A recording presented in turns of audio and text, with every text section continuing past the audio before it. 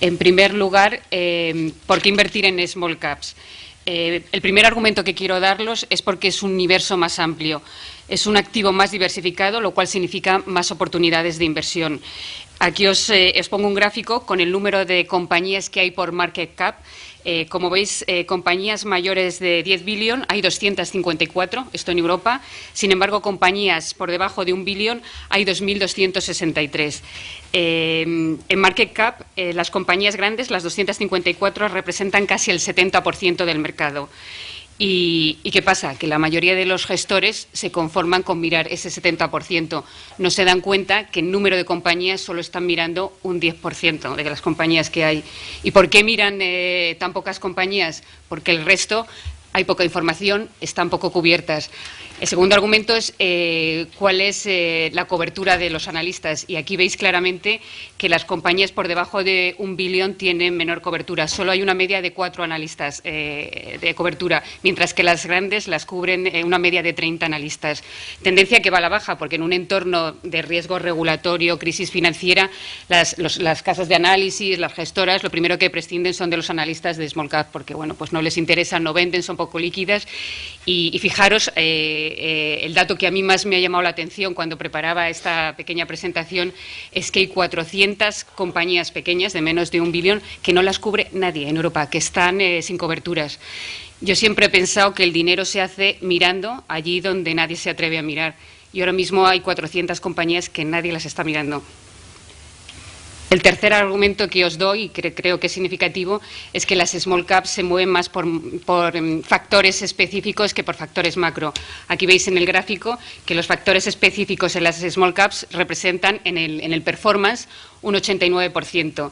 Mientras que las grandes compañías representan un 10%, un 29% en este caso. Y sin embargo, las grandes compañías, los factores macro representan un 70%. En un periodo de incertidumbre macro, las grandes compañías están mucho más afectadas, y lo veis estos días. O sea, aumenta la prima de riesgo y lo que más cae son los bancos, las eléctricas, y sin embargo las pequeñas compañías se ven menos afectadas. O sea, compañías como Prosegur, por ejemplo, se puede ver más afectada por una adquisición que cambia su dimensión, aunque la prima de riesgo se esté disparando. O si aprueban un medicamento de Almiral en Europa, pues a lo mejor pues ese día, aunque la prima de riesgo se dispare, sube un 10%. O Vueling, si quiebra un competidor, le cambia la dimensión de la compañía, o Pescanova si hay una crisis de gripe aviar, con lo cual se mueven más por factores específicos. El cuarto argumento que os doy es el crecimiento. O sea, como veis en este gráfico, estructuralmente las compañías pequeñas crecen más que las grandes. En 2013 se espera un crecimiento del 19% frente al 14% de las grandes. Este crecimiento, los analistas tendrán que bajar estimaciones, es demasiado grande, pero aún así las pequeñas crecen más. Y bueno, históricamente ha sido, excepto en años de crisis, que las pequeñas pues crecen menos porque en un entorno de crisis a lo mejor sufren más. Y esto se va a mantener, y es por los motivos que a mí me gustan las pequeñas compañías. Yo prefiero entrar a una compañía cuando pertenece a un índice pequeño y hacer el recorrido con ella hasta el final, que entrar a lo mejor en un índice grande donde las compañías entran en pico de resultados y la única salida que tienen es porque los beneficios les caen y salen hacia abajo, hacia índices más pequeños. Por eso, bueno, ya os digo que le veo más recorrido siempre a un índice de pequeñas compañías. El siguiente argumento es la actividad corporativa. La verdad, en un entorno que todas las grandes compañías están generando caja, y por otro lado las pequeñas se han quedado con unas valoraciones muy atractivas, yo estoy convencido que la actividad corporativa se tiene que reactivar. La consolidación ocurre normalmente en épocas de crisis y en mercados maduros. Estamos en Europa en un mercado maduro, y en una época de crisis el crecimiento va a venir por la consolidación. Y veis, año tras año, arriba tenéis el número de operaciones. El 90% de las operaciones que se han hecho en el mercado año tras año hay una small cap involucrada. O sea, veis, por ejemplo, en el año 2012, 2011 es que no veo bien, de 362 operaciones, de 374 operaciones, 362 son small caps, y prácticamente todas las que llevamos en el año 2012 son small caps. Luego abajo, si veis por volumen, efectivamente por volumen el tamaño es mayor en grandes compañías. porque tienen un tamaño más grande. Y solo con 2 operaciones, pues quizás el tamaño ya es más grande, pero lo que es significativo es el número de operaciones. Y es significativa la prima media. La prima media históricamente es de un 25%. Con lo cual, si se reactiva, como esperamos, la actividad corporativa, yo estoy convencida que teniendo small caps estás mucho más expuesta. Siguiente argumento es la deuda. En general, yo cuando a mis clientes les ofrezco fondos de small caps, se echan las manos a la cabeza diciendo qué horror, es que están mucho más endeudadas y en este entorno yo no me quiero meter en small caps. Pues es falso. O sea, si miráis el gráfico, las small caps en términos de deuda neta EBITDA, están las small 1,3, las mid 1,2, frente a las large que están 1,4 y las mega 1,3. Juntando small y mid están 1,2 frente a 1,4 de las grandes. No hay mucha diferencia, pero están menos endeudadas las pequeñas. Y además, el 38% de las small caps tienen caja neta y del 62% restante, la mitad tienen caja a largo plazo, tienen deuda a largo plazo, con lo cual no tienen serios problemas. Evidentemente, la que tiene deuda tiene mucha deuda y puede quebrar, pero ahí está la pericia del gestor para no elegirla y no añadirla a la cartera. El siguiente argumento es valoración. Cuando nos dicen las small caps es que están carísimas en comparación a las grandes. Yo miro el price book value antes que el PER y el EBITDA, porque en este entorno me creo más el book que el EBITDA o los beneficios. O sea, después de todos los write-downs y los ajustes que han hecho las empresas, me resulta más fiable. Y vemos que las small caps están ahora mismo a 1,8 veces frente a la media histórica, que es 1,2,4, y frente a las grandes compañías que están 2,1. Con lo cual, con el argumento del price book value, las small caps están baratas. ¿Y por qué están baratas? Porque realmente han caído mucho más su precio que su beneficio. Aquí vemos desde el pico de 2007 la caída tan fuerte que han tenido. O sea, las small caps han subido year to day, lo han hecho mucho mejor las pequeñas que las grandes, pero aún así desde el pico del 2007 las small han caído un 22%, las mid un menos 16%, pero las large, por ejemplo, solo han caído un 10%. Y bueno, y si miramos las españolas ya es para echarse las manos a la cabeza porque han caído pues casi un 57%, con lo cual aquí hay oportunidades. Y han caído no solo en absoluto, sino que han caído en relativo a todas las áreas geográficas. Si miramos las small caps europeas frente a las grandes, pues prácticamente lo han hecho igual, incluso un poquito peor. Sin embargo, en otras regiones vemos en Asia, que es la línea verde, y en Estados Unidos la azul, las small caps en un gráfico histórico desde el año 85 lo han hecho francamente mejor, mucho mejor. ¿Y por qué? Porque en Europa el mercado, la gente piensa que aún no hemos tocado fondo, que tenemos que buscar una solución clara, detectar cuál es el agujero y cómo taparlo. Pero en el momento que lo identifiquemos, Europa tiene un 40% de upside. Y yo creo que el mercado, pues ahora, nos da una oportunidad histórica para situarnos en determinados valores mirando 3 años. Y el siguiente argumento y último es, yo creo que las small caps optimizan y diversifican una cartera. Si consideramos el binomio rentabilidad-riesgo, la cartera más rentable para un determinado nivel de riesgo, como puede ser el 23%, sería un 40% en small y un 60% en large. Esto es una frontera eficiente desde el año 1990 y sería, bueno, pues con una rentabilidad del 16%. O sea, yo os digo, para ese determinado nivel de riesgo, con lo cual las small caps hacen la gestión más eficiente. Entonces, con todo esto, que es lo que apoyan, para mí, desde mi punto de vista, que las small caps generan alfa y yo las defiendo como activo y como estilo de inversión, ¿cuál es la filosofía de inversión que sigo? Que seguimos en Santander, pues al final tratamos de buscar compañías que generen caja, sin deuda, con roces y márgenes altos, que sean líderes en sus sectores, tengan su nicho de mercado y equipos directivos de demostrada credibilidad. Buscamos contacto directo con las compañías, porque al final, bueno, pues a veces los objetivos, las promesas de objetivos se convierten en promesas incumplidas y hay que estar muy encima para intentar minimizar la volatilidad que generan los valores o que genera el management de las compañías. Y con estos requisitos fundamentales nos guiamos por 4 vértices de inversión, que son Earnings Momentum, Quality Value lo llamo a valor pero con un balance saneado, reestructuración y M&A. No solo busco value como muchos otros fondos, yo quiero mirar, no quiero que se me escape nada, quiero ir allí donde pueda generar valor y rentabilidad para el partícipe. Y bueno, os he puesto algunos ejemplos de que Momentum en beneficio, empresas españolas, pues considero que Yastel, CAF, CIE, Prosegur, Quality Value para mí es Barón de Ley, Ebro-Puleva, Pescanova o Vidrala, reestructuración, hay historias de reestructuración, Campofrío, Unipapel o Azcoyen, y M&A, pues los hoteles, Ebro o Yastel. Esta es la filosofía de inversión, y con esta filosofía de inversión y defendiendo el activo en el que creo, este es el performance de los fondos. Os pongo aquí una muestra de la hoja de control que utilizamos nosotros. Este es el Fondo Español de Small Caps y, bueno, pues os enseño en todos los periodos cómo sistemáticamente bate al benchmark. Veis que en todos los periodos superiores a un año bate por encima de doble dígito, un 10% year to day, a 3 años una media, esto es anualizado, del 14% le bate, en 5 años un 10 y a 7 años un 7. Evidentemente las rentabilidades son negativas, pero bueno, pues bate a su benchmark, y no solo bate a su benchmark, que si lo comparamos con la media de los fondos que hay ahora mismo en el mercado, pues veis que españoles, year to day es el número 1 del 75 y a 3 años es el número 5 de 66. Es un fondo que lamentablemente se ha quedado pequeño, o sea, son 20 millones, bueno, pues la gente pues no confía en las small caps españolas.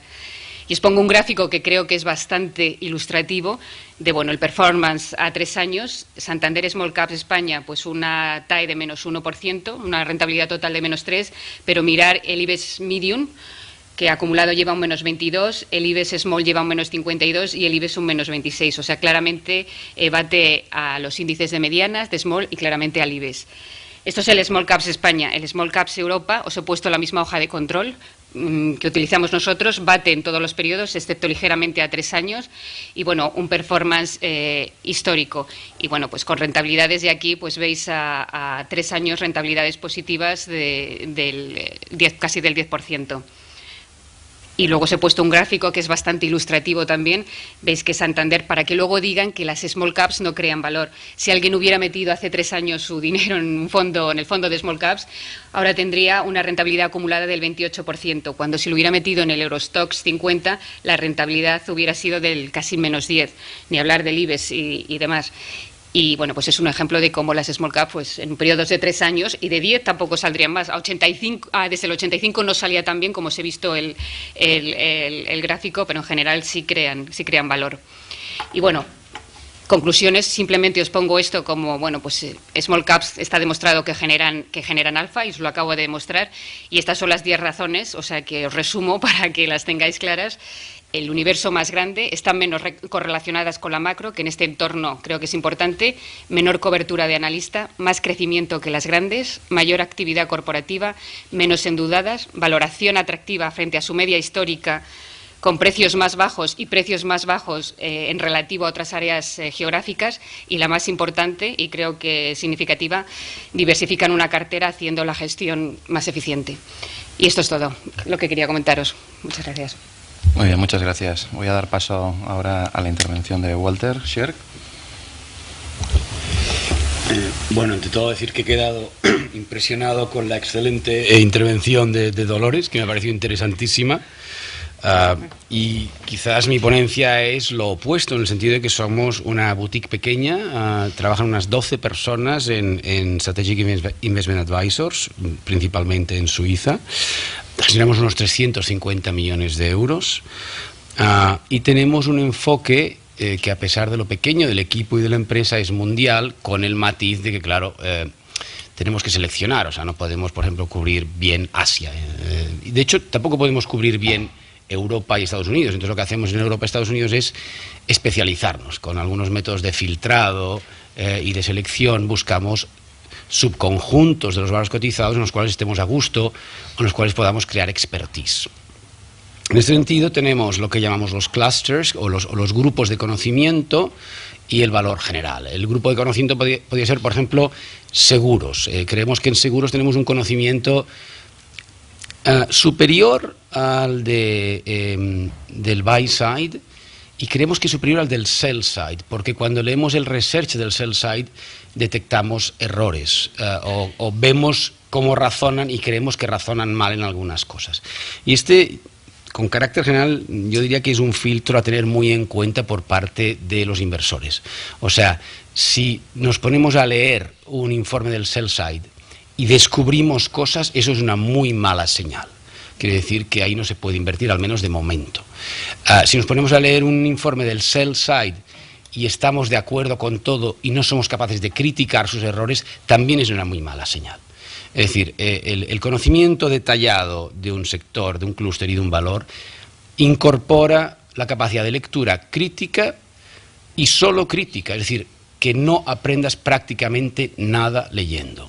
Y este es un filtro clave en nuestro seguimiento de los clústers. Tenemos clústers en seguros, tenemos clústers que ahora no utilizamos en transporte marítimo, no utilizamos porque está hecho unos zorros del sector, tenemos clústers en minería, tenemos clústeres en energía.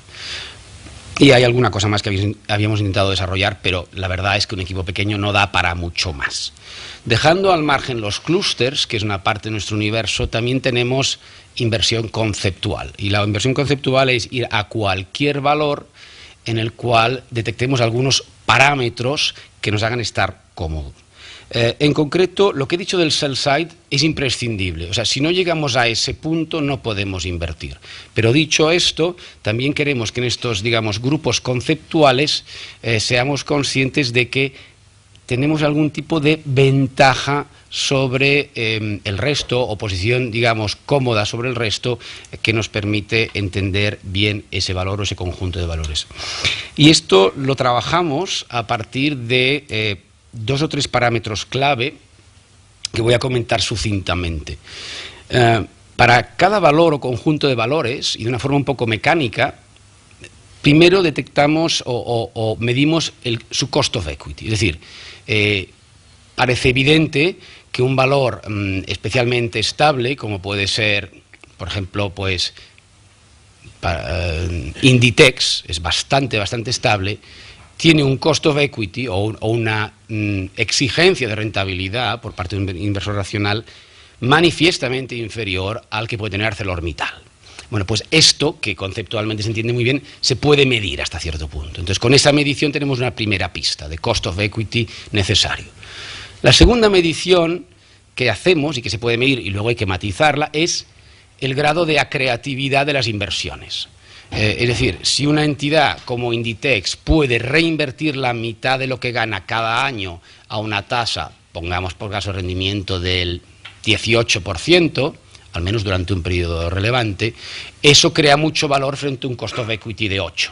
Sin embargo, si otra empresa tiene también un cost of equity de 8, igual de bajo, porque tiene muy poco riesgo, pero invierte a tasas del 9%, como es el caso de algunas utilities, ahí la creatividad o la creación de valor de la inversión es muy baja.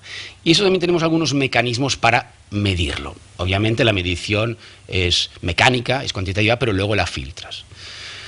Con estos dos parámetros detectamos lo que llamaría la bondad del valor. El valor idóneo es aquel que tiene un cost of equity bajo, un riesgo bajo, y que tiene una forma de reinversión muy acreativa.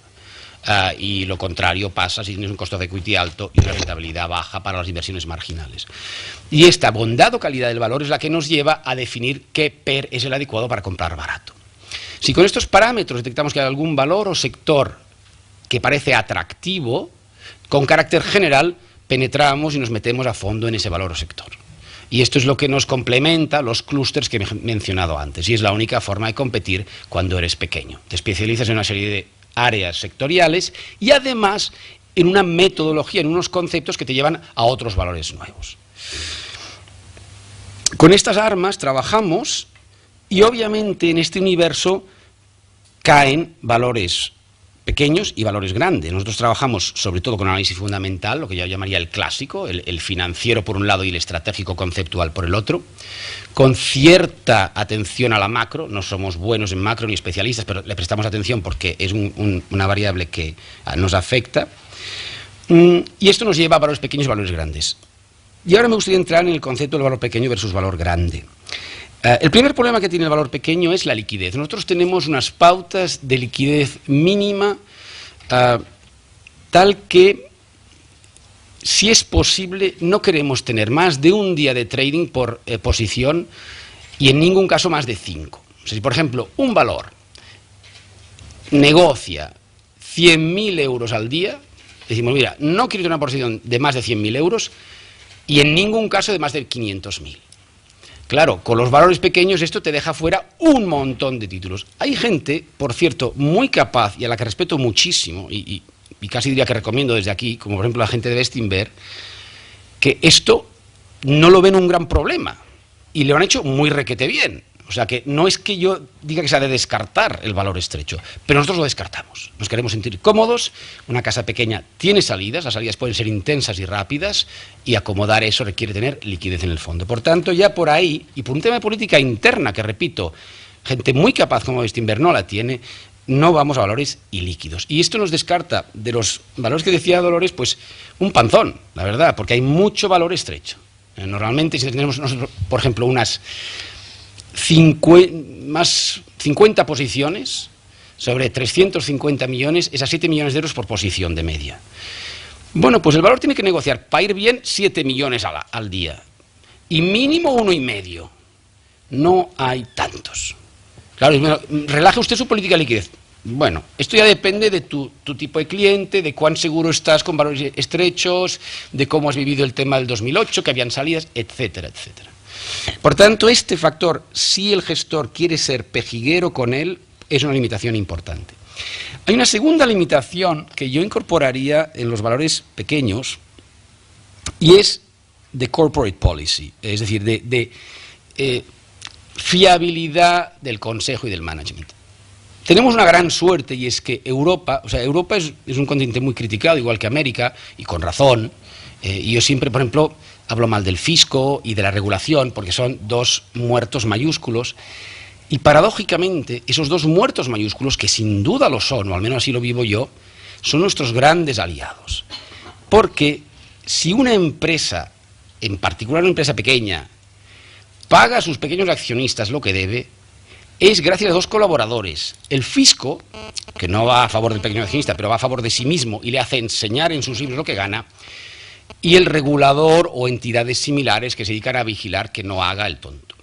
Pero si te vas a un continente como el asiático, allá ha habido una cantidad de escándalos inimaginables y además muchos de ellos han dado en valores que habíamos tenido, los que habíamos invertido en base a información pública auditada y además con auditorías, digamos, no contables, sino dictámenes de entidades especialistas, por ejemplo, en bosques o en procesos fabriles y demás.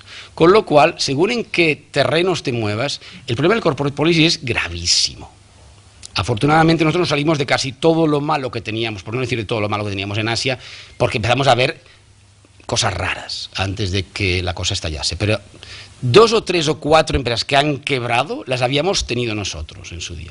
Por lo tanto, el corporate policy es importante en Asia, pero es que aquí, sin ser tan importante, porque como decía, el fisco y el regulador ayudan mucho, también es importante. No voy a dar nombres porque eso es desagradable y te creas enemigos y no es sano tener enemigos, pero se conocen casos de entidades, de empresas pequeñas en las que el corporate policy es pobre. Y digo pobre no solamente en el sentido de que puedan haber fraudes, que esto no es tan frecuente, sino en el sentido, por ejemplo, de que inviertan mal, para satisfacción y bienestar de los dueños, que es un señor que controla el 30% de la empresa. Y esto ocurre. Y es relativamente frecuente. Por tanto, en el valor pequeño tenemos problemas de corporate policy. También los hay en el valor grande, pero en el valor grande hay más filtros, más gente vigilando, es menos controlable porque nadie tiene un 30%, y el problema del corporate policy es menor. En este sentido, vemos a las empresas pequeñas como un poco más problemáticas por estos factores que están en contraposición a las ventajas que apunta Dolores, que estoy totalmente de acuerdo con ellas. O sea, yo he sido siempre de small cap, porque siempre he pensado que hay más ineficiencia ahí, más rentabilidad. Pero hay que tener en cuenta estos factores. Y de hecho, nosotros con el tiempo hemos ido migrando de valor pequeño a mediano y ahora estamos en un mix de mediano y grande. No sé si como consecuencia de la experiencia o por factores diversos. Quizás apuntar también, dentro de esta presentación general, que hay dos oficios en el mundo de la inversión. Uno es recabar información y otro es analizar. Entonces, Para el valor grande, básicamente analizas, porque está todo. Si quieres invertir en un valor como Louis Vuitton, te metes en su website, buscas poquísima cosa, e incluso sin acceder a research del sell side, puedes buscar comparables, contrastar lo bueno o malo en ratios de los unos contra los otros, informarte de prácticamente todo. Tienes transcripts, ya en América es la exageración, lo tienes absolutamente todo escrito en websites, etcétera, y ahí básicamente hay que analizar, está toda la información disponible. En el valor pequeño hay que analizar, por supuesto, pero también hay que informarse, y no siempre tienes acceso, o el acceso es gravoso y complicado. Y en este sentido, el jugar al valor pequeño y mediano a menudo incorpora una tarea de información, y ahí hay que meterle el coste. O sea, primero el acceso, que no siempre accedes, y segundo, suponiendo que accedas a esa información, el coste de acceder en horas, en tiempo y en desgaste. Yo diría en resumen que nuestra evolución ha sido de valor pequeño y cíclico a valor mediano y grande y menos cíclico. La evolución a mediano y grande es por las incomodidades del valor pequeño, aunque también tenemos valor pequeño, pero es más mediano que pequeño.